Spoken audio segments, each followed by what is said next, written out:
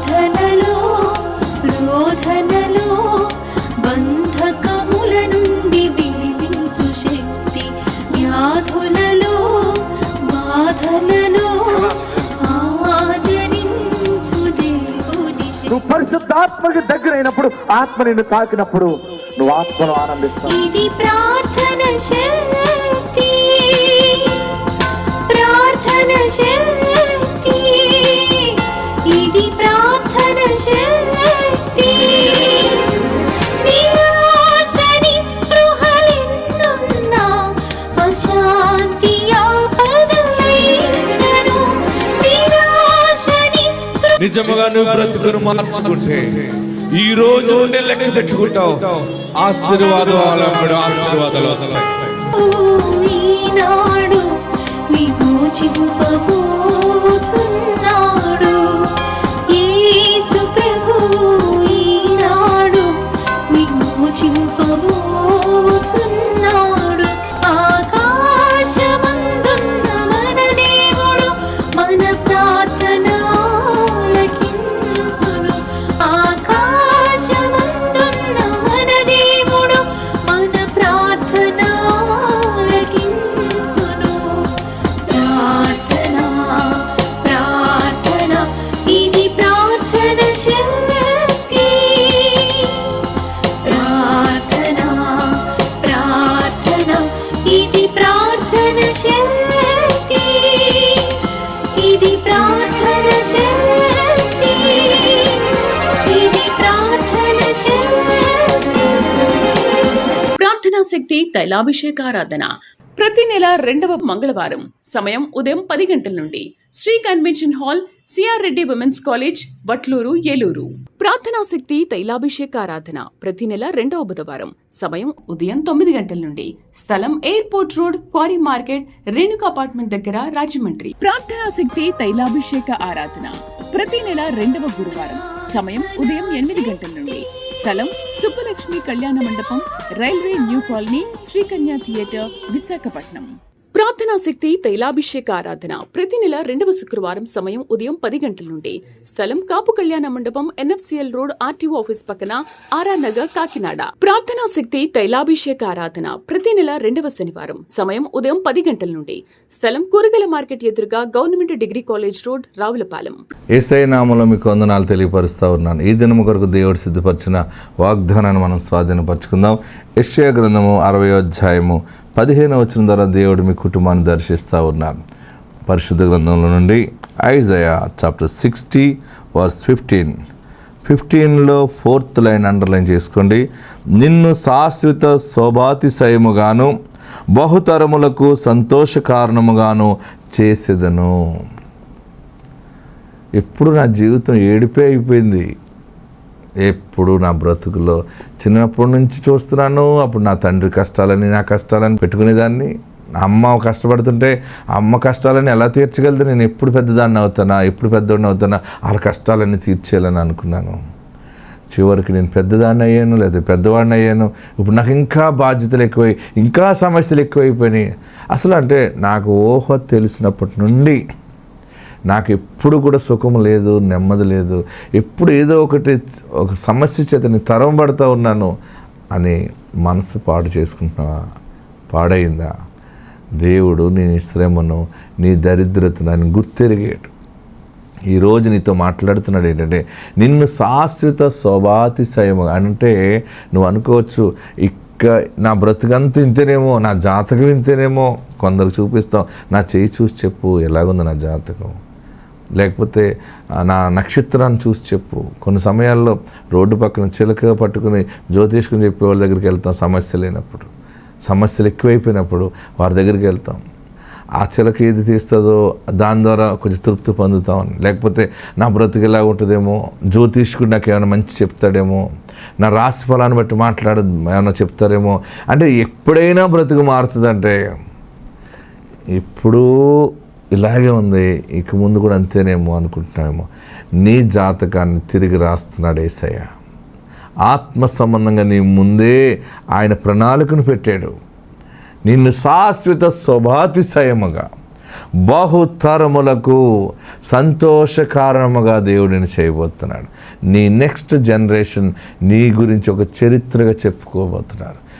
దేవుడు ఇన్ని కార్యాలు, ఇన్ని శ్రమలలో ఈ బిడ్డ జీవితంలో దేవుడు ఇన్ని అద్భుతాలు చేశాడు.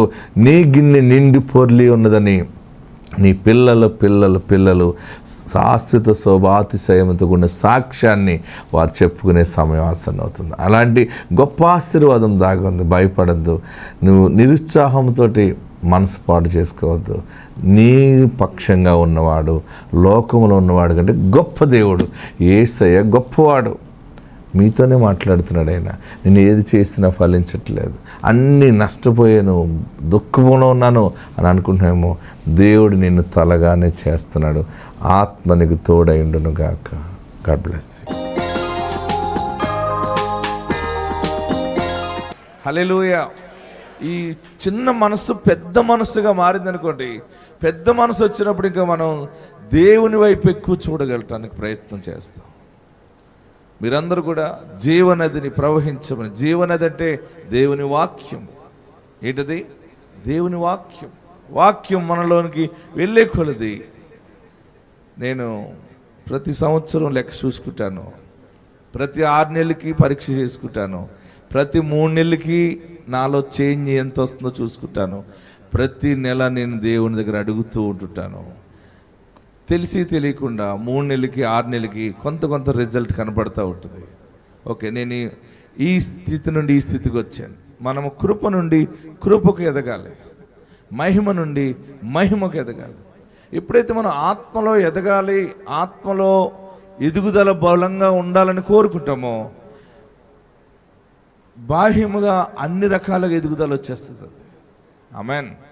హల్లెలూయా. భూమిలో ఎదగాలి, పొలములో ఎదగాలి, బంగారంలో ఎదగాలని మనం ఇక్కడే లాక్కడిపోతాం కనుక ఇందులోని ఎదగలేం. యేసు క్రీస్తు వాక్యములో ఎదగాలనే ఆశ కలిగి అందులో నువ్వు నిలిచి ఉండి నీవు బహుగా ఫలించటం ఆటోమేటిక్గా వచ్చేస్తుంది. హల్లెలూయా. హల్లెలూయా. దేవుని సన్నిధిలో మనం నిలిచి ఉంటే, మీరు నాలో నిలిచి ఉంటే మీరు బహుగా ఫలిస్తారన్నాడు. ఆమేన్. మొదట మీరు దేవుని వాక్యమునకు ప్రాధాన్యత ఇవ్వండి. రాజకీయాలు మానేయండి. ఎవరైనా మిమ్మల్ని బాధ పెట్టే మాటలు మాట్లాడినా సైలెంట్గా గమనించండి, వదిలేసేయండి. మీరు దేనికి ప్రయారిటీ ఇవ్వాలంటే యేసు వాక్యమునకు ప్రయారిటీ ఇవ్వండి, సమయం ఇవ్వండి. విన్న వాక్య ప్రకారం బ్రతకటం నేర్చుకోండి. ఈ ఒక్క సాధన కనుక చేయగలిగితే స్థితిగతులన్నీ మారిపోతాయి, శరీరంలో రోగాలు కూడా పారిపోతాయి. ఆమేన్. హల్లెలూయా. దేవుని వాక్యము ఎముకలలో, నరనరాల్లో, మూలుగుల్లోకి దూరిపోతుందటండి. అన్ని ఎముకలు కూడా మరలా నూతన బలముతో పుంజుకుంటుంది అనమాట. హల్లెలూయా. అందుకని మీరు ప్రతిదినము దేవుని వాక్యమును ధ్యానించటానికి, దేవుని వాక్యమును జ్ఞాపకం చేసుకుంటూ నెమరు వేయాలి. భక్తుడు అంటాడు, వాక్యమును నెమరు వేయిస్తున్నానంటాడు. నెమరు అంటే, మాకు మంచి గేదెలు ఉన్నాయి, నేను ఆ గేదెని గమనిస్తూ ఉండేవాడిని. అది మంచిగా ఎంత గడ్డైనా తినేస్తుంది. తిన్నప్పుడు నాన్ స్టాప్గా తింటుంది. దానికి దానా పెడతాం, తింటుంది. తిన్న కొంత సమయానికి పండుకుంది, చక్కటి గాలి వేస్తుంది. అక్కడ పండుకున్నాక అది నవలుతూ ఉందనమాట. అప్పుడు నెమరేస్తా ఉంది. అంటే తిన్నదంతా ఉండుండల కింద లోపల దాచుకుని మళ్ళీ బయటకు తీసుకుని నవ్వులుతుంది అనమాట. ఏం చేస్తుంది? నెమరేయటం అంటే నములుతుంది. నములుతున్నప్పుడు దాంట్లో ఉన్నటువంటి ప్రోటీన్ అంతా బయటకు వస్తుంది. అప్పుడు అది రక్తముగా మారుతుంది, అది పాలగా మారుతుంది. ఏ డిపార్ట్మెంట్కి ఏది వెళ్ళాలో అది నములుతూ ఉంటే, నెమరేస్తూ ఉంటే ఆ తిన్నదంతా అరిగి దాని శరీరాన్ని వంటపడుతుంది, కాపరికి మంచి పాలు ఇస్తుంది, అది ఆరోగ్యంగా ఉంటుంది. ఆమేన్. హల్లెలూయా. గట్టిగా హల్లెలూయా చెప్పండి. ఇంకా గట్టిగా హల్లెలూయా చెప్పండి. ప్రియులారా, మనము అన్ని పనులు మనం నేర్చుకోవాలి. మన పిల్లలకు కూడా అన్ని పనులు నేర్పాలి.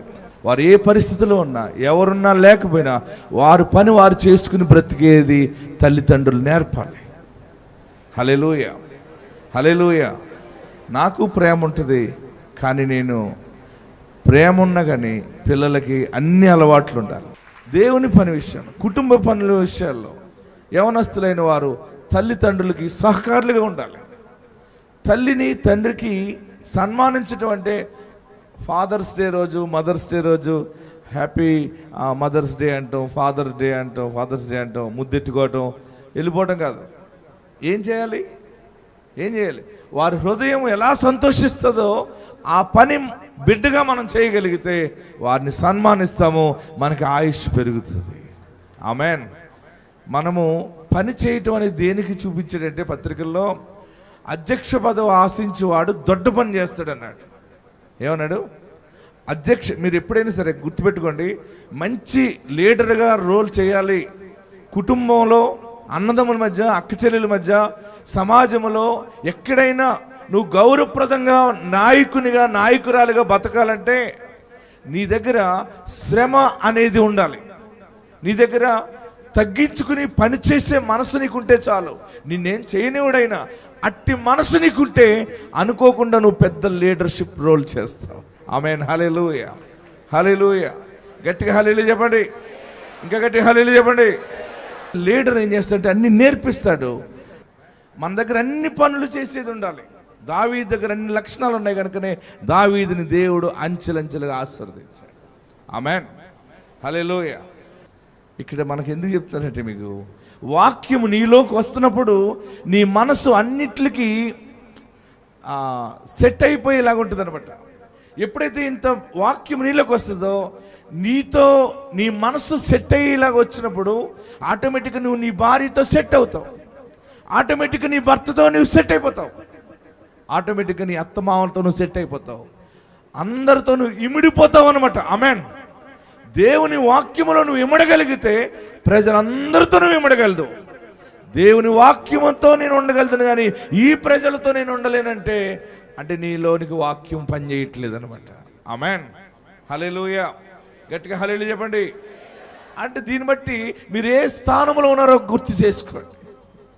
మీరు అందరినీ ప్రేమించగలుగుతున్నారంటే నీలో వాక్యము నిలిచి ఉన్నట్టే. నీలో ప్రేమ ఇంకా కొరతగా ఉందంటే నీలో వాక్యము పూర్తిగా అంతా కూడా ఆవరించలేదు హృదయం అంతా అని జ్ఞాపకం చేసుకోండి. ఆమేన్. హల్లెలూయా, హల్లెలూయా. జీవముల దేవుని సన్నిధానములో ప్రతిదినము నీ జీవనది నాకు దయచేయి బాబు అని అడగాలి. ఏమని అడగాలి? నీ వాక్యము నాకు దయచేయి. ప్రియులరా, ఇలాంటి మాటలే కావాలి. ఆమేన్. ఇవన్నీ ఎక్కడి నుంచి వస్తాయంటే పై నుండి వస్తాయి. ఎక్కడి నుంచి వస్తాయి? పరలోకము నుండి వాక్యం మనకు వస్తుంది. ప్రియులరా, ధ్యానాంశంలో చాలా విషయాలు ఉన్నాయి, ధ్యానం చేద్దాం. 31వ కీర్తన. ఇక్కడ దావీదు గారికి చాలా బలహీనతలు వచ్చినాయి, చాలా సమస్యలు. అదేమి సమస్యలు కానీ అన్నీ ఒక్కసారి వస్తాయి. లేకపోతే ఏ సమస్య లేకుండా ఉంటుంది. ఒక 2-3 నెలలు చాలా బాగుంటుంది. వస్తుంది ఒకేసారి సుడిగాల్లాగా ఎంటర్ అయిపోతుంది ఒక నెలలోని. అన్ని సమస్యలు వన్ బై వన్ వచ్చినప్పటికి మరలా నీరు తీసేసినటువంటి చెరువులాగా ఎండిపోయి ముఖం వచ్చేస్తుంది. దావీదు అంటున్నాడు, నా పరిస్థితి ఏం బాగోలేదు. ఏమంటున్నాడు? Psalms 31:1, యెహోవా నీ శరణు జొచ్చి ఉన్నాను, నన్నెన్నడను సిగ్గుపడనీయకుము, నీ నీతిని బట్టి నన్ను. హల్లెలూయా.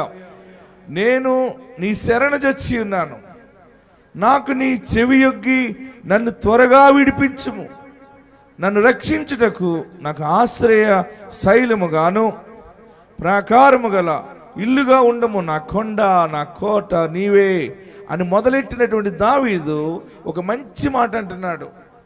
ఏమన్నాడు తెలుసా అండి? 19వ వచనంలోకి వచ్చినప్పటికి కనబడుతుంది, నీ యందు భయభక్తుల వారి నిమిత్తము. ఎస్, ఆమేన్.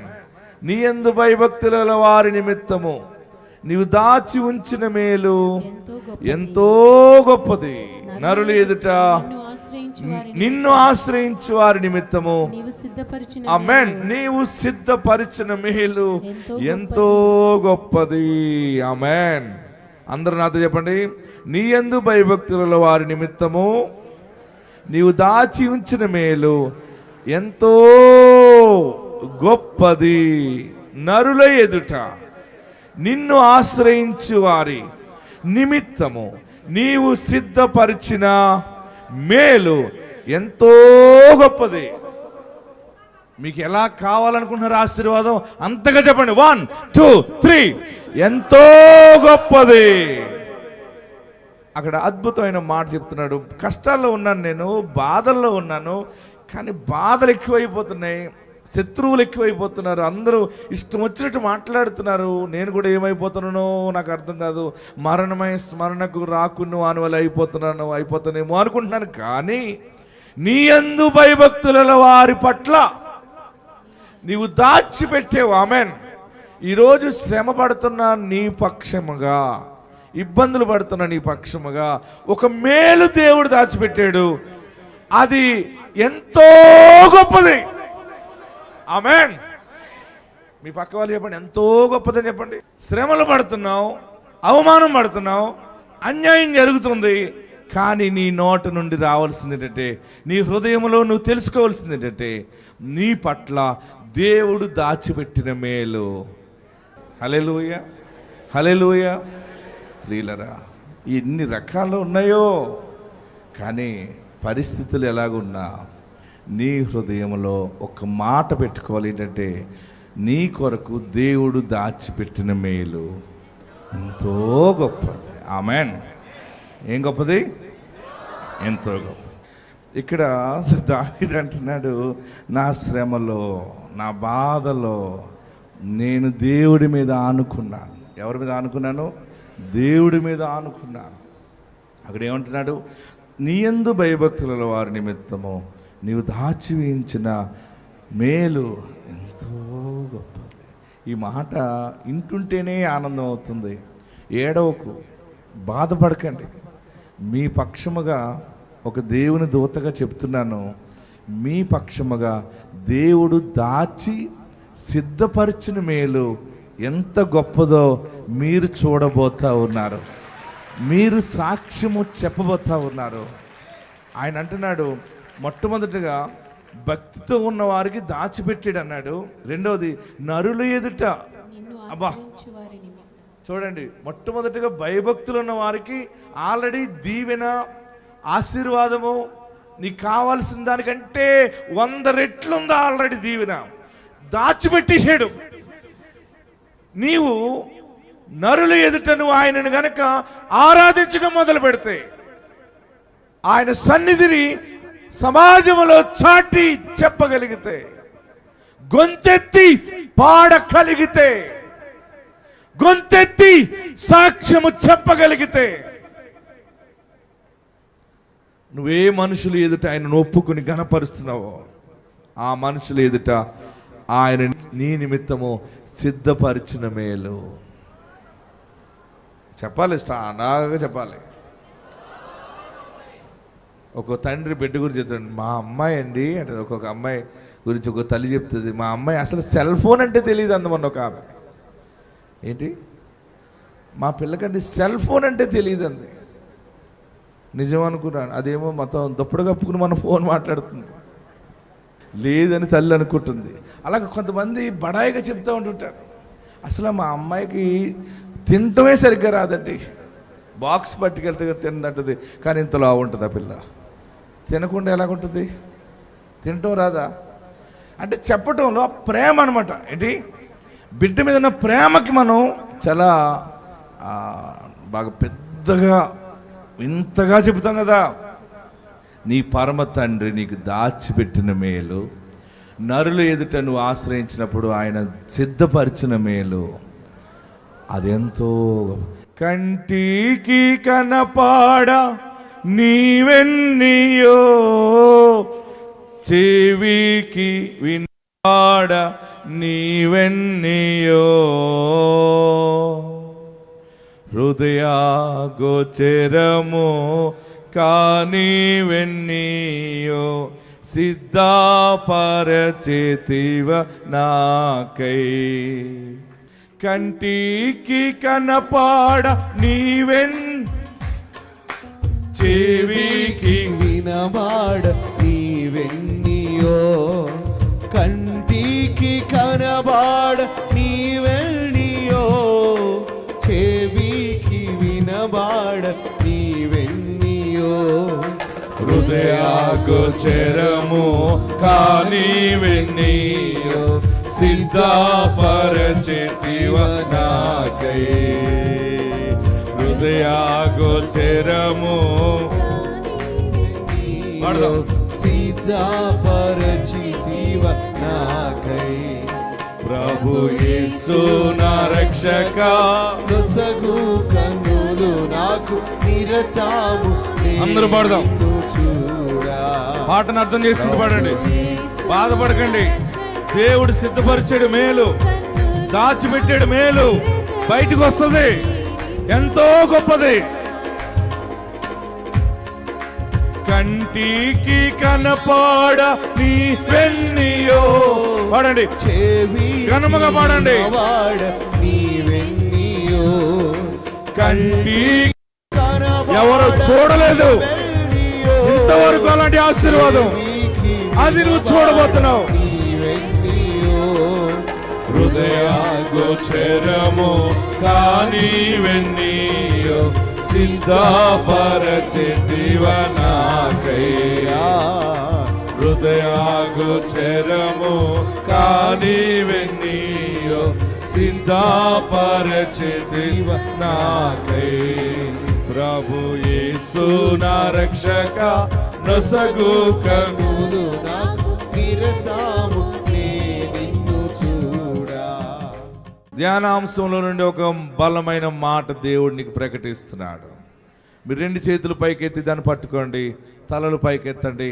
నేను దాన్ని పలుకుతున్నప్పుడు మీరు నాన్ స్టాప్గా ఆమెన్ ఆమెన్ అని చెప్పాలి. నేను పలుకుతున్నప్పుడు తన యందు భయభక్తుల వారి నిమిత్తము నీవు దాచి ఉంచిన మేలు ఎంతో గొప్పది. నరుల ఎదుట నిన్నాశ్రయించు వారి నిమిత్తము నీవు సిద్ధపరిచిన మేలు ఇంకా ఎంతో గొప్పది. మీకు దేవుడు మేలు దాచిపెట్టాడు. నువ్వు ఊహించిన దానికంటే 100 రెట్లు దాగి ఉంది. మీరందరూ ఆ ఆశీర్వాదానికి అర్హులు అగుదురు గాక. దేవుని ఆశీర్వాదానికి అర్హులు అగుదురు గాక. దాచి ఉంచిన ఎంతో గొప్ప మేలు, సిద్ధపరిచిన మేలుకి మీరు నేను అందరం అర్హులుగా ఉందుము గాక. చప్పటి బట్టి ప్రభుని స్తుతించండి. అందరూ తలలు వంచండి. ఎక్కడున్నవారు అక్కడ లేచి నిలబడి తల వంచి నాకు దీవెన కావాలి. ఏంటంటే దీవెన ఈరోజు నీ సేవకుని ద్వారా మాట్లాడావు, ఆత్మ దీవెన. అక్స అడుగుతుంది వాళ్ళ తండ్రిని, నాన్న నాకు నీటి మడుగులు ఇవ్వ అంటే, తండ్రి అమ్మ అడిగేవు కనుక ఇస్తున్నాను, ఒకటి కాదు నీకు మెరక మడుగులు, మెరక నీటి మడుగులు, పల్లపు నీటి మడుగులు నీకు ఇచ్చుచున్నాను. లోకాసు వార్తలో యేసు ప్రభువారు చెప్తారు, మీరు అడుగుతున్నారు కదా పరలోకమందున మీ తండ్రిని, మీరు ఆత్మను అడగండి, ఆయన అడుగు వారికి అత్యధికముగా ఆత్మను ఎంతో నిశ్చయముగా అనుగ్రహించింది. ఆత్మ ఉపయోగాల గురించి కొన్ని విషయాలు దేవుడు మనకు బయలుపరిచాడు. ఆత్మ ద్వారా గర్భఫలం కలుగుతుంది. ఆత్మ ద్వారా శరీరంలో రోగాలు నివారించబడతాయి. ఆత్మ ద్వారా బలం వస్తుంది. ఆత్మ ద్వారా విజయము సాధిస్తావు. ఏ పరిస్థితులు ఎలాగున్నా ఎక్కడున్నారు అక్కడ లేచి నిలబడి 2 చేతులు ఆకాశం వైపు చాపి, నాకు నీ ఆత్మ కావాలి. ఆత్మ లేనివాడు నా వాడు కాదన్నావు. నిజముగా ఆత్మ లేనప్పుడు బుద్ధి జ్ఞానము మాకు ఆత్మ సంబంధమైనది కాకుండా లోక సంబంధమైన నటన బుద్ధి, లోక సంబంధమైనటువంటి జ్ఞానం వస్తుందేమో బాబు. ఈ సమయంలో నీ మీద ఆధారపడుతూ ఉన్నావు, నీ వైపు చూస్తున్నావు. నాకు బుద్ధి వాక్యము, వాక్యానుసారమైన బుద్ధి, మాటి మాటికి నా బుద్ధి అటు ఇటు మారిపోకుండా కుక్క బుద్ధిలా కాక, నక్క బుద్ధిలుగా కాక, ఆత్మ స్వాధీనంలో మానవ బుద్ధిగా, మానవత్వం కలిగిన జ్ఞాన బుద్ధిగా, నటించేవారుగా కాక జీవం గల ఆత్మ, అది నీ ప్రాణము, నీ శ్వాస. యేసయ్యా పరమ తండ్రి ఆత్మను దయచే. నీ ఆత్మ ద్వారా నీటి మడుగులు వస్తాయి. నీ ఆత్మ ద్వారా మెరకమడుగులు వస్తాయి. మాకు నీ ఆత్మను దయచే, ఆత్మను దయచే. అసలు నువ్వు ఆత్మను పొందుకోవటం అనేది ఒక్కసారి ఆ స్పర్శ చూడు. ఆత్మ నిన్ను తాకేటప్పటికి ఒక చల్లని గాలి నిన్ను తాకుతున్నట్టుగా, ఆత్మ ఒక వెలుగు నిన్ను తాకినట్టుగా, ఆయన వస్త్రపు చెంగు నీ మీద పడినట్టుగా, ఒక అగ్ని నీ మీదకి వచ్చినట్టుగా, తెలియకుండా నీవే శరీరము తేలికైపోయి నీ జీవితంలో గొప్ప మార్పు చూస్తావు. అందరూ కూడా ఆత్మను అడగండి, ఆత్మను అపేక్షించండి. అందరూ అడగండి. ఒక ప్రభావం మనల్ని ఆవరించడం నేను చూస్తున్నాను. ఒక బలమైన ప్రభావం, దాన్ని నేను చూస్తున్నాను కానీ దాన్ని వర్ణించలేకపోతున్నాను. ఒక శక్తి మాత్రం ఆవరించింది. ఒక శక్తి నిన్ను తాకుతుంది. ఒక శక్తి ఎంటైర్ నిన్ను రౌండ్ వేసింది.